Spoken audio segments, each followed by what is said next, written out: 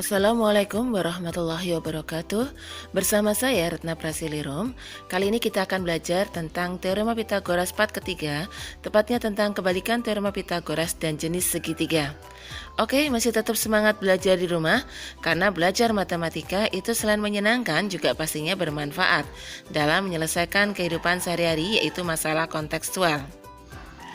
Ya, kita akan belajar tentang kebalikan Teorema Pitagoras. Sebelumnya kita sudah pernah belajar Teorema Pitagoras yang menyatakan bahwa untuk segitiga ABC, jika sudut C merupakan sudut siku-siku, maka C kuadrat sama dengan A kuadrat ditambah B kuadrat. Nah, kebalikannya adalah untuk segitiga ABC, jika C kuadrat sama dengan A kuadrat ditambah B kuadrat, maka sudut C merupakan sudut siku-siku. Oke, mari kita buktikan kebalikan dari Teorema Pitagoras ini. Yang pertama, kita buat dua segitiga, misalkan segitiga ABC dan segitiga XYZ yang panjang sisinya sama, yaitu A dan B. Kita gambarkan dulu, ini adalah segitiga ABC.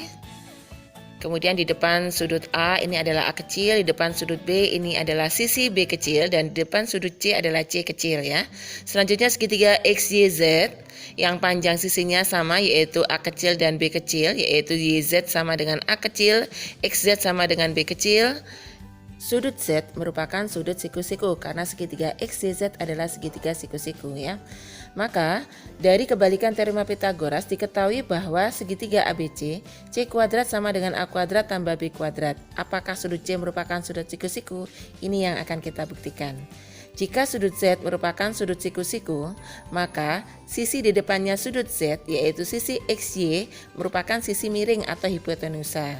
Karena pada segitiga siku-siku maka berlaku bahwa P kuadrat sama dengan A kuadrat ditambah B kuadrat. Tadi diketahui bahwa C kuadrat sama dengan A kuadrat ditambah B kuadrat. Didapat P kuadrat sama dengan A kuadrat ditambah B kuadrat. Nah, dari dua pernyataan ini kita dapatkan bahwa A kuadrat ditambah B kuadratnya sama ya. Sehingga bisa kita simpulkan C kuadrat sama dengan P kuadrat. Karena C kuadrat sama dengan P kuadrat, berarti C-nya sama dengan P. Ternyata, tiga sisi pada segitiga ABC tepat sama panjang dengan ketiga sisi pada segitiga XYZ. Maka dikatakan bahwa segitiga ABC dan segitiga XYZ ini adalah sama dan sebangun, atau bahasa kerennya adalah segitiga yang saling kongruen ya. Segitiga ABC kongruen dengan segitiga XYZ. Dan besarnya sudut C karena kongruen itu sama dengan besarnya sudut Z, yaitu 90 derajat.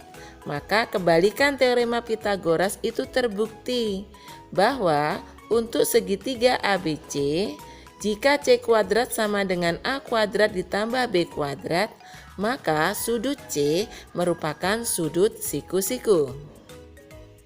Untuk segitiga ABC dengan ABC adalah panjang sisi di hadapan sudut A, sudut B, dan sudut C, kebalikan Teorema Pitagoras menyatakan bahwa A kuadrat sama dengan B kuadrat ditambah C kuadrat, maka sudut A merupakan sudut siku-siku.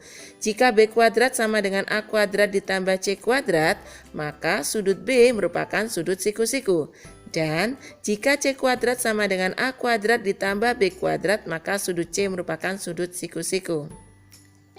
Selain itu, dengan adanya kebalikan Teorema Pitagoras ini mengakibatkan bahwa jika A kuadrat sama dengan B kuadrat ditambah C kuadrat, maka segitiga ABC merupakan segitiga siku-siku di A ya. Kalau sama, siku-sikunya di A karena di sini A kuadrat ya. Jadi sisi di depannya sudut yang siku-siku. Jika A kuadrat kurang dari B kuadrat ditambah C kuadrat, maka segitiga ABC merupakan segitiga lancip. Ingat ya, segitiga lancip itu ketiga sudutnya lancip kurang dari 90 derajat. Dan jika A kuadrat lebih dari B kuadrat ditambah C kuadrat, Maka segitiga ABC merupakan segitiga tumpul di A. Selanjutnya kita latihan soal di Ayo Kita Berlatih 6.3 di BSE halaman 31 ya. Nomor 1. Manakah di antara kelompok 3 bilangan berikut yang merupakan segitiga siku-siku, segitiga lancip, dan segitiga tumpul? Saya ambil sampelnya adalah 4 ya, yaitu A, B, E, F. Alternatif penyelesaiannya kita lihat dulu yang A, yaitu segitiga dengan panjang sisi 13, 9, dan 11. Dari ketiga ini, maka yang 13 ini adalah sisi yang terpanjang. Maka di depannya adalah pastinya sudut yang terbesar ya. Kita selidiki apakah C kuadrat itu sama, lebih, atau kurang dari A kuadrat ditambah B kuadrat ya. Oke, kita masukkan 13 kuadrat, titik, 9 kuadrat ditambah 11 kuadrat ya.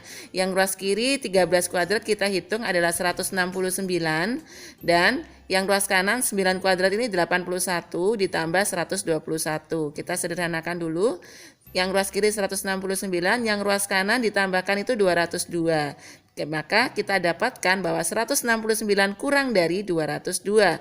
Karena kurang dari, maka segitiga dengan panjang sisi 13, 9, dan 11 adalah segitiga lancip. Selanjutnya untuk yang 1B, segitiga dengan panjang sisi 8, 17, dan 15, maka sisi yang terpanjang adalah 17 ya. Oke, kita selidiki dengan C kuadrat, nanti itu apakah sama, kurang, atau lebih dengan A kuadrat ditambah B kuadrat. Kita masukkan dulu, kita substitusikan dulu. 17 kuadrat, 8 kuadrat ditambah 15 kuadrat. Selanjutnya kita hitung, 17 kuadrat adalah 289. Apakah 64 ditambah 225 ya. Kita hitung dulu sederhanakan 289, yang ruas kanan juga 289. Ternyata sama. Karena sama, maka segitiga dengan panjang sisi 8, 17, 15 adalah segitiga siku-siku. Selanjutnya untuk yang 1E, alternatif penyelesaiannya adalah kita tuliskan dulu segitiga dengan panjang sisi 10, 20, dan 24. Sisi terpanjangnya adalah 24, kita selidiki dengan C kuadrat apakah sama, lebih, atau kurang dari A kuadrat ditambah B kuadrat ya. Kita substitusikan 24 kuadrat, 10 kuadrat tambah 20 kuadrat, kita hitung 576, 100, dan 400. Nah ternyata 576 itu lebih dari 500 ya. Sehingga segitiga ini merupakan segitiga tumpul. Sedangkan yang F dengan panjang sisi 18, 22, dan 12, sisi terpanjangnya adalah 22, kita selidiki dengan C kuadrat, itu apakah sama, lebih, ataupun kurang dengan A kuadrat ditambah B kuadrat. Itu kita substitusikan 22 kuadrat, itu 12 kuadrat ditambah 18 kuadrat, sehingga kita hitung, kita dapatkan 484. Nah seperti itu ya, ternyata ruas kanan lebih dari ruas kiri. 484 lebih dari 468, maka merupakan segitiga tumpul. Dukung terus channel YouTube Retna Prasilirum dengan cara klik subscribe, tekan tombol loncengnya, like, komen, dan share. Terima kasih. Lanjut kita di soal nomor 3 di BSI halaman 31 di Ayo Kita Berlatih 6.3.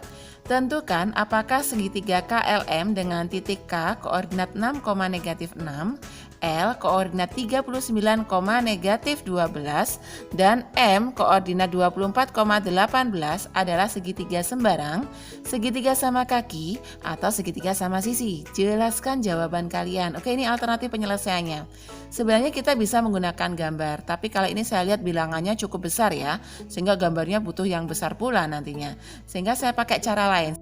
Di video sebelumnya sudah pernah saya bahas ini ya, sehingga untuk mencari panjangnya KL kita bisa menggunakan bantuan, misalnya ini adalah X1, Y1 ya, koordinatnya K, kemudian koordinatnya L saya beri nama X2, Y2.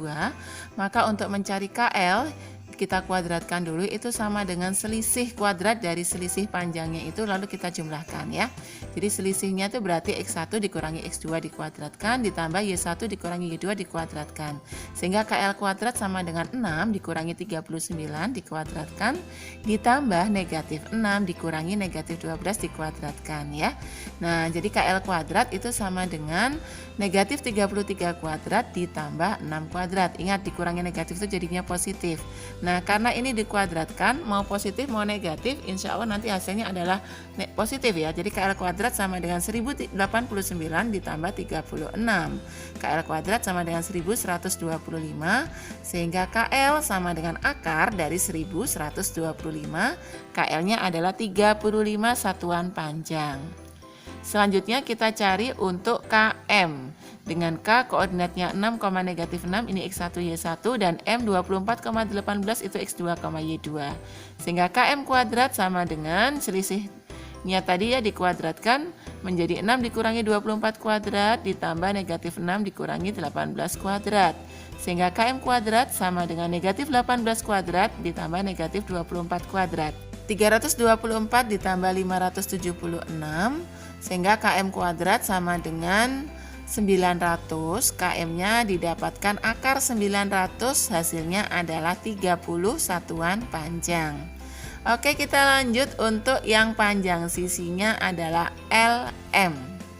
Nah, L dengan koordinat 39, negatif 12 dan M-nya koordinatnya 24,18.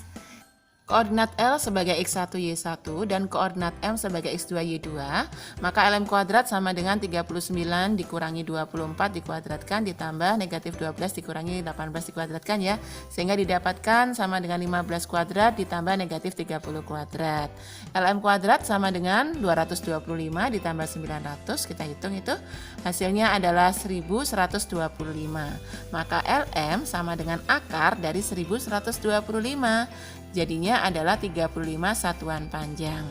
Didapat KL sama dengan 35 satuan panjang, KM 30 satuan panjang, LM 35 satuan panjang. Tampak bahwa dua sisinya sama panjang, yaitu KL dan LM ya. Maka segitiga KLM ini adalah segitiga sama kaki. Oke, selanjutnya masih di BSE halaman 32 di Ayo Kita Berlatih 6.3. Kali ini kita bahas yang nomor 8 ya. Perhatikan segitiga ABC berikut ini. BD sama dengan 4 cm, AD 8 cm, dan CD-nya sama dengan 16 cm. Tentukan panjang AC, tentukan panjang AB, dan selidiki apakah ABC merupakan segitiga siku-siku. Jelaskan. Oke, ini alternatif penyelesaiannya. Kita cari dulu AC, maka kita lihat segitiga ACD. Ini siku-siku di D ya, sehingga berlaku teorema Pitagoras AC kuadrat sama dengan 8 kuadrat ditambah 16 kuadrat. Hasilnya adalah 64 ditambah 256. AC kuadratnya 320, AC-nya akar 320, maka AC kita uraikan dulu. 320 itu 64 kali 5, berarti ketemunya 8 akar 5 ya. Selanjutnya untuk yang B, AB kuadrat sama dengan 8 kuadrat ditambah 4 kuadrat, maka kita lihatnya segitiga adalah ABD. Siku-siku di D, sehingga AB kuadrat sama dengan 64 ditambah 16. Jadi AB kuadratnya sama dengan 80, AB sama dengan akar dari 80. Kita uraikan dulu, 80 itu 16 kali 5, sehingga AB sama dengan 4 akar 5. Selanjutnya untuk menyelidiki yang C ini, kita lihat segitiga ABC dengan panjang sisinya ACB adalah 20, CA-nya 8 akar 5, dan AB adalah 4 akar 5 ya. Dari ketiga sisi ini, sisi yang terpanjang adalah sisi CB yaitu 20. Maka kita selidiki apakah 20 kuadrat itu sama, kurang, atau lebih dari 8 akar 5 kuadrat ditambah 4 akar 5 kuadrat ya. Oke, 20 kuadrat kita hitung dulu. 8 akar 5 kuadrat adalah 320. Kemudian 4 akar 5 kuadrat adalah 80, kita jumlahkan. Maka 20 kuadrat ini sama dengan 400 ya. Kemudian ruas kanan kita jumlahkan juga 400. Ternyata sama ya. Sama-sama 400-nya. Jadi CB kuadrat itu sama dengan AC kuadrat ditambah AB kuadrat. Ini kan kebalikan teorema Pitagoras. Maka segitiga ABC merupakan segitiga siku-siku di A. Oke, kesimpulan dari video pembelajaran kita kali ini adalah yang pertama, untuk segitiga ABC dengan ABC, ini huruf kecil ya, adalah panjang sisi di hadapan sudut A, sudut B, dan sudut C. Kebalikan teorema Pitagoras menyatakan yang pertama, jika A kuadrat sama dengan B kuadrat ditambah C kuadrat, maka sudut A merupakan sudut siku-siku. Yang kedua, Jika sisi miringnya adalah B, maka B kuadrat sama dengan A kuadrat ditambah C kuadrat, maka sudut B merupakan sudut siku-siku. Dan yang ketiga, jika C kuadrat sama dengan A kuadrat ditambah B kuadrat, maka sudut C merupakan sudut siku-siku. Dari kebalikan teorema Pitagoras ini mengakibatkan jika A kuadrat sama dengan B kuadrat tambah C kuadrat, maka segitiga ABC merupakan segitiga siku-siku di A, ya. Ini sama ya, siku-sikunya di A karena A-nya adalah sisi terpanjang. Jika A kuadrat kurang dari B kuadrat ditambah C kuadrat, maka segitiga ABC merupakan segitiga lancip. Ingat ya, segitiga lancip itu ketiga sudutnya lancip kurang dari 90 derajat. Dan yang ketiga, jika A kuadrat lebih dari B kuadrat ditambah C kuadrat, maka segitiga ABC merupakan segitiga tumpul di A. Tumpul berarti besarnya lebih dari 90 derajat ya. Oke semuanya. Bismillah, tetap optimis, semangat belajar karena Allah, manjada wajada, semoga apapun yang kalian cita-citakan itu tercapai dan tetap semangat untuk meraihnya ya. Oke, terima kasih. Alhamdulillahirabbil alamin. Sampai jumpa di video selanjutnya. Barakallah. Wassalamualaikum warahmatullahi wabarakatuh.